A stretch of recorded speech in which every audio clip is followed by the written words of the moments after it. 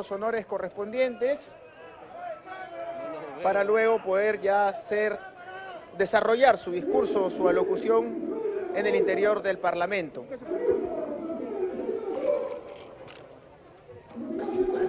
Ahí están entonces los saludos y ahora el presidente se dispone a ingresar. Está prácticamente en la puerta saludando a distintos parlamentarios de esta comisión de recibo y entonces está procediendo a ingresar. Acaba de ingresar el presidente de la República, Rosana.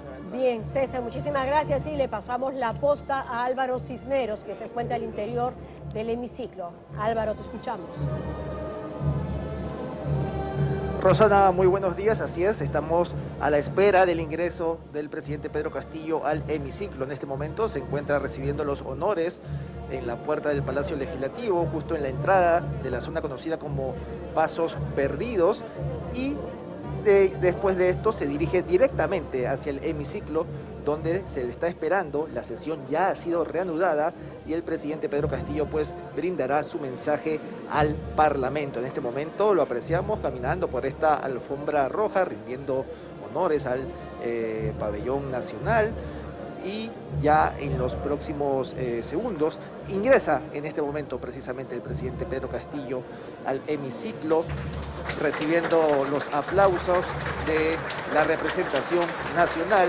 Saluda el presidente Pedro Castillo a los congresistas y también a los miembros de su gabinete ministerial, y ya se dirige hacia el estrado, donde se ha acondicionado un espacio para que el presidente Pedro Castillo pueda brindar su mensaje al Parlamento.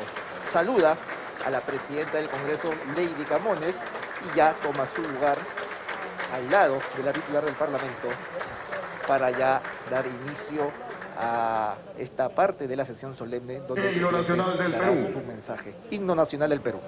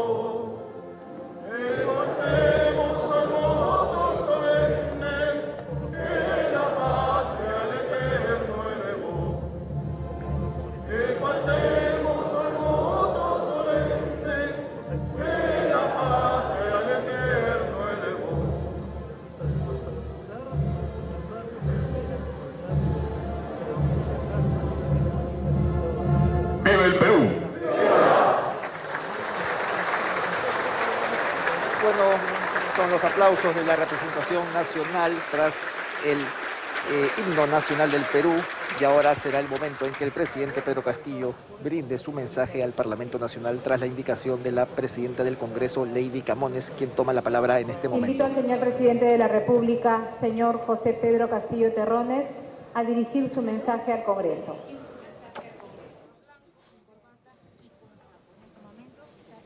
Toma su lugar el presidente Pedro Castillo en el estrado acondicionado para esta ocasión especial. El edecán coloca el mensaje que va a leer ante el Congreso. Se retira la mascarilla el presidente Pedro Castillo y ahora empezará a brindar el mensaje ante el Parlamento. Escuchemos.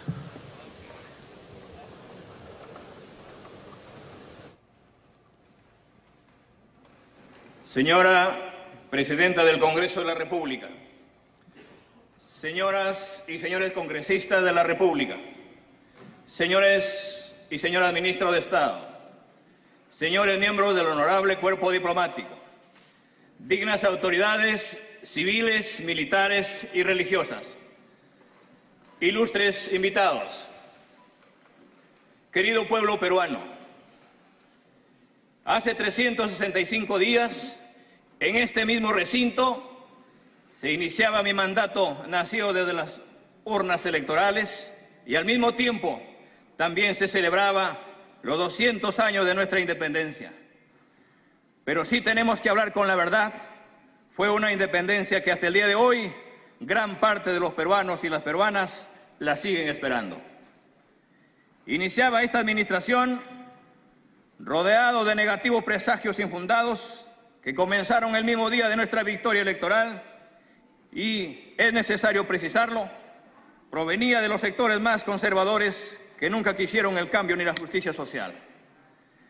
A pesar de recibir un país que emerge de la pandemia con más de 230.000 peruanos fallecidos y del disgusto de quienes se creen dueños del país, seguimos avanzando con nuestros compatriotas que depositaron la confianza para que el Perú cambie. Señores congresistas, solicito a ustedes que me acompañen en un minuto de silencio por las víctimas que la pandemia se los ha llevado.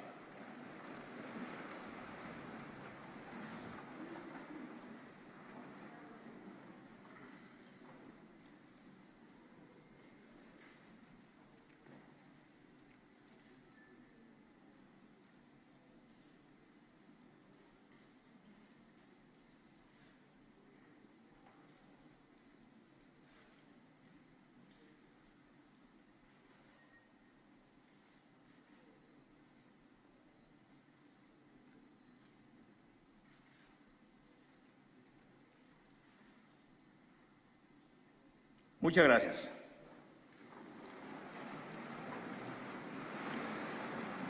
Hoy, convencido más que nunca, con la misma firmeza, venimos a informar a nuestro país el trabajo desplegado. Estamos implementando políticas públicas y tomando decisiones para que superemos las injusticias y nuestra historia sea distinta a la conocida. En este periodo, el que no hemos tenido ningún minuto de tregua, vengo a informarles lo que hemos hecho y anunciarles lo que haremos. No importa que quienes deberían también informar hayan ocultado e ignoren nuestros logros y se dedican a difamar y a mentir, acusándonos sin ninguna prueba y exigiéndonos en una perversa inversión de los principios elementales del derecho que problemas nuestra y que tenemos que probar nuestra inocencia. Resulta inexplicable el temor y el miedo a los grandes poderes políticos y económicos tradicionales, a los grandes cambios que necesita el país. Somos un país que se fundamenta en el principio constitucional de la igualdad de todos y de todas ante la ley y dentro de la ley, por lo que no se puede permitir privilegios que contraigan este principio. Este primer año he recibido una bofetada en una mejilla de aquellos que no aceptaron perder legítimamente en las elecciones presidenciales con el voto consciente del pueblo peruano. Pero en este segundo año no voy a poner la otra mejilla, sino extenderle la mano para trabajar juntos en beneficio del pueblo. a partir de los objetivos nacionales de desarrollo que espera nuestra patria en marco de la política nacional del Gobierno presentado para el 2021-2026. Se ha ocultado lo que hemos hecho en estos 12 meses. Como hoy lo voy a pasar a demostrar, vamos a seguir trabajando y haciendo patria para que todos los peruanos y peruanas vivamos en una sociedad más justa, más digna, para eliminar la pobreza, el hambre, la injusticia, para que nuestros hijos e hijas no continúen viviendo en un país tan dramáticamente desigual. Sin embargo, debo admitir que hemos cometido errores con algunas designaciones, así como brindar confianza a quienes se aprovecharon y burlaron de ella. Nada más opuesto y distante a mis valores, a mis principios, mi dignidad, son los actos que mis propios padres me han inculcado, tal como se ha registrado en la historia cuando desfalcaron también aquellos erarios y los bienes nacionales.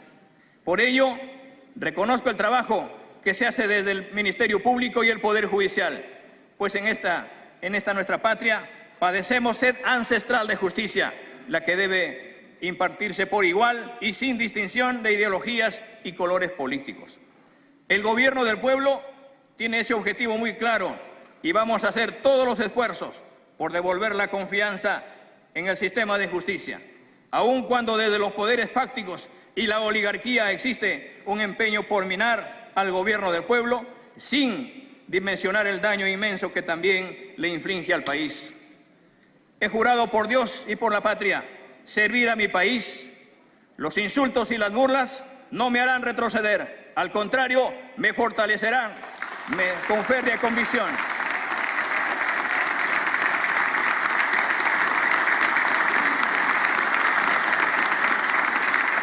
Mi férrea convicción de que nos recuperaremos de esta crisis que nos azota, porque ante todo está el interés del país y nuestros compatriotas.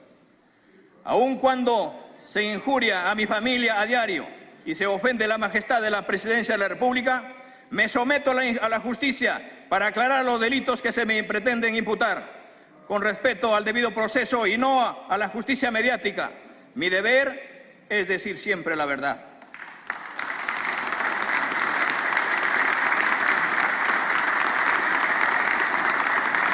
Tal como me enseñaron mis padres, por lo que corroboraré plenamente en el marco de nuestra Constitución. Propusimos la generación de bienestar y protección social con seguridad alimentaria, la reactivación económica y de actividades productivas con desarrollo agrario y rural, el impulso de la ciencia, la tecnología y la innovación, el fortalecimiento del sistema educativo y recuperación de los aprendizajes, persistir en la descentralización, el fortalecimiento del sistema democrático, la recuperación de la seguridad ciudadana y la lucha contra la corrupción, el narcotráfico y el terrorismo. Propusimos igualmente la gestión eficiente de riesgos y amenazas a los derechos de las personas y su entorno, un gobierno y transformación digital con equidad, la conducción de una diplomacia nacional autónoma, democrática, social y descentralizada, y un Estado intercultural para la promoción de la diversidad cultural. No olvidemos que intrínseco a todo ello también se encuentra comprendida una reforma política integral de las bases constitucionales que colisionan con las necesidades del cambio. De este modo, se propuso para que se consulte a la ciudadanía de todo esto y de la necesidad de una asamblea constituyente cuyo proyecto fue archivado.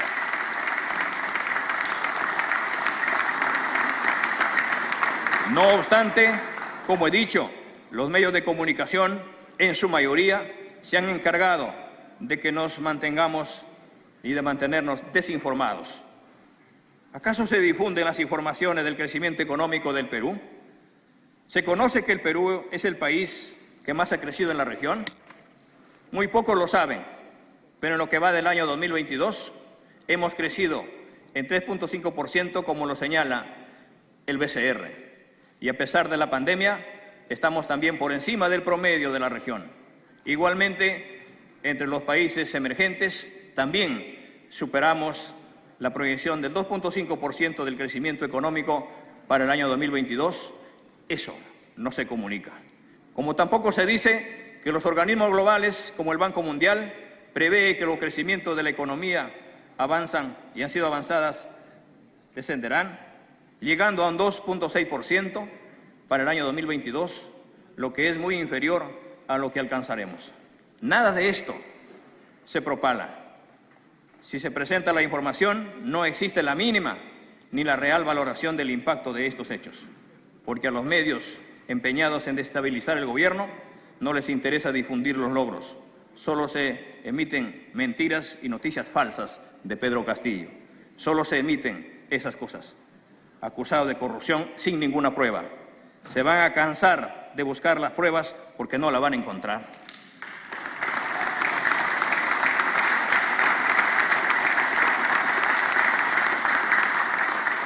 No quieren mencionar que hemos crecido, porque eso es hablar bien del gobierno. Tampoco quieren informar que el reciente reporte de pobreza del INEI indica que hemos disminuido y se encuentran, y hoy el día de hoy contamos con 1.260.000 ciudadanos que son menos pobres. Y también han salido de la extrema pobreza 309.000 peruanos y peruanas. ¿Acaso tener menos pobres no es bueno para el país? Como lo es que hemos recuperado los niveles de empleo que en estos momentos superan los 5.5 millones de puestos de trabajo.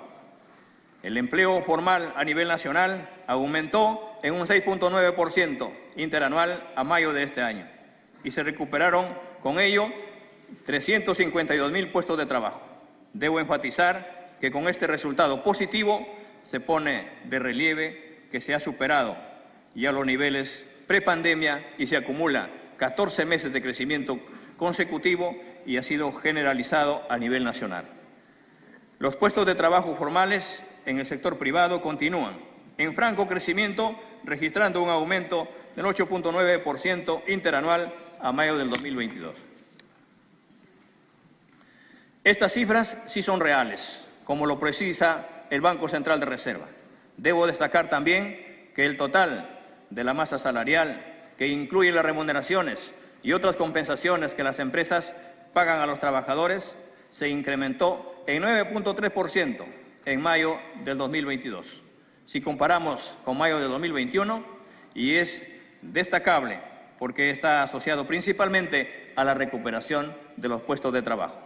En esa línea, en materia de inversión privada, este año se prevé alcanzar a un nivel igual a los 44.000 millones de dólares, récord similar al del año pasado y que será clave para que continúe la recuperación de la actividad productiva y del empleo.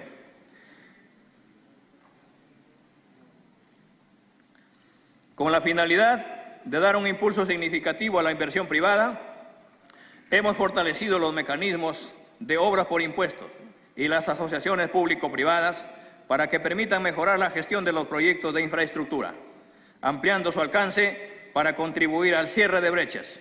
Asimismo, estamos trabajando en una agenda activa que destrabe los grandes proyectos de infraestructura como Majes, Muelle Norte, Chavimochic, entre otros. En el caso de Chavimochic, en agosto quedará expedito para continuar sus operaciones paralizadas por años. Se dotará de agua, no tan solo para riego, sino también y fundamentalmente para el consumo humano directo con la potabilización de sus aguas. Además, debo destacar, tal como prometimos al asumir este gobierno, que hemos recuperado las deudas tributarias de gobiernos anteriores que ellos no quisieron cobrarla a las empresas privadas por más de 5.400 millones de soles.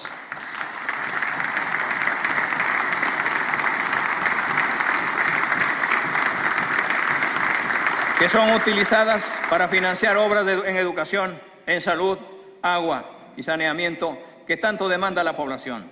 Sin embargo, debemos señalar que la inversión privada nacional y extranjera, así como los derechos de propiedad y contractuales de todos los peruanos, están garantizados, como también la política de justicia redistributiva.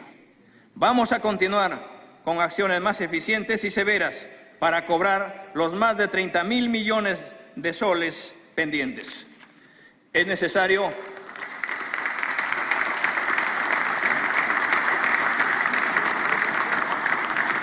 Es necesario contar con estos recursos porque miles de familias en las zonas altas de los cerros que circundan la capital y los pueblos más alejados y originarios están expuestos no solo a las inclemencias del clima, sino a potenciales riesgos de desastres naturales. Por ello, es imperativo un masivo desarrollo de proyectos de viviendas dignas, seguras y saludables. Respecto a las pensiones, nuestras jubiladas y jubilados que aportaron durante toda su vida laboral reciben pensiones de miserias y otros en situaciones de pobreza pueden acceder a pensión 65, pero aproximadamente el 50% de adultos mayores de más de 65 años no reciben nada. Esta situación tiene que terminar. Mediante decreto supremo hemos creado una comisión que en 6 meses emitirá un diagnóstico y propuestas normativas para realizar las modificaciones necesarias a los regímenes previsionales públicos y privados, con el objetivo de mejorar la situación de nuestros adultos mayores.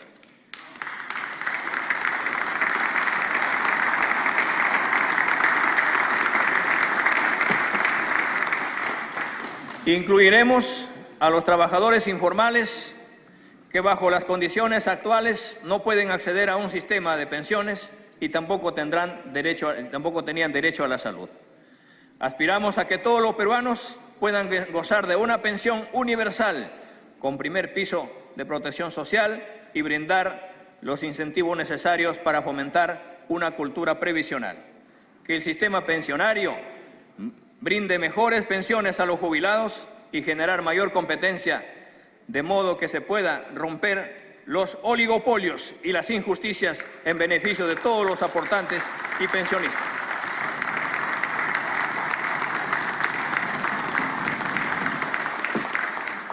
De todo lo descrito, nada es casualidad, porque a pesar del contexto internacional complejo, caracterizado por el impacto rezagado de la COVID-19, la guerra de Ucrania-Rusia, las mayores presiones inflacionarias y las respuestas de los bancos centrales del mundo, se evidencian que la economía peruana ha mostrado avances significativos. Hemos mantenido su fortaleza macroeconómica, destacando entre sus pares de la región y ante la amenaza de una inflación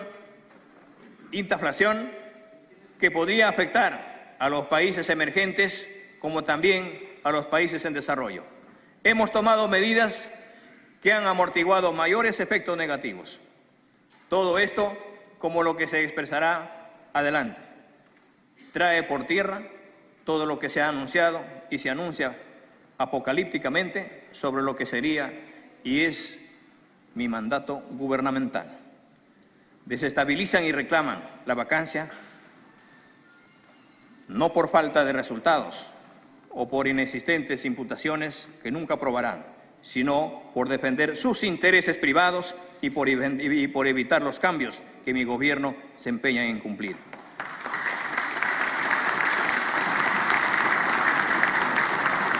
Medidas frente al alza de precios.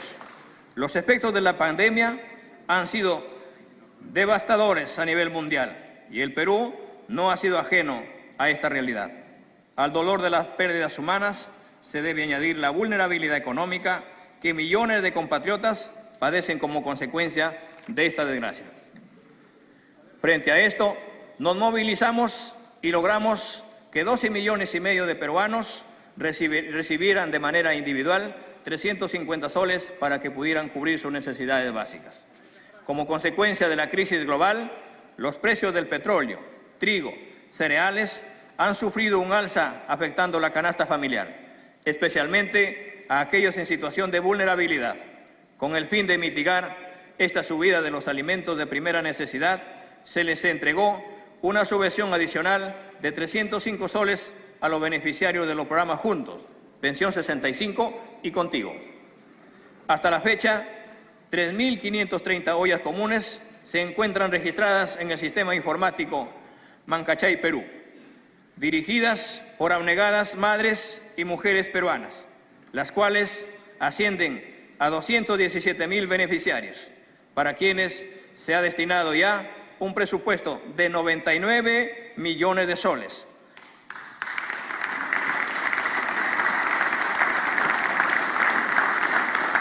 En más de 30 años nunca se había destinado tanto incremento presupuestal. Sin embargo, son resultados sociales que revertiremos en las ollas comunes productivas y de emprendimiento. La creciente inflación y el deterioro de la cadena de suministros de alimentos ha ocasionado, entre otros efectos, el incremento del precio del petróleo, de fertilizantes y una acelerada tendencia de crisis alimentaria con impactos incalculables a nivel mundial. Frente a esta coyuntura, se adoptaron diversas medidas fiscales para aminorar el impacto del actual contexto sobre los ciudadanos. A través del Fondo de Estabilización de los Precios de Combustibles, hemos logrado aliviar el alza de los precios financiados con un monto de 1.950 millones de soles. En el periodo que va de mi gobierno, de no haberse tomado esta decisión, los precios hubiesen alcanzado niveles muy superiores. Por otro lado, la exclusión de la aplicación del impuesto selectivo al consumo a los combustibles, diésel, gasolinas, hasta el 30 de junio del 2022, ha significado un ahorro que benefició a los usuarios 1.000 millones de soles, representando ello un gran esfuerzo a favor de nuestros transportistas. Por otra parte, para hacer frente al alza de los precios de los principales alimentos de la canasta básica familiar, se anexó temporalmente del impuesto general, se exoneró temporalmente del impuesto general a las ventas a 5 productos, como son el pollo, huevos, pan, fideos y azúcar, y sus principales insumos, con el propósito de reducir los precios como ocurrió con la gasolina de 90 octanos. Sin embargo, se ha puesto en evidencia que las malas prácticas de algunos empresarios evitaron que estas medidas y esfuerzos fiscales no se vean reflejados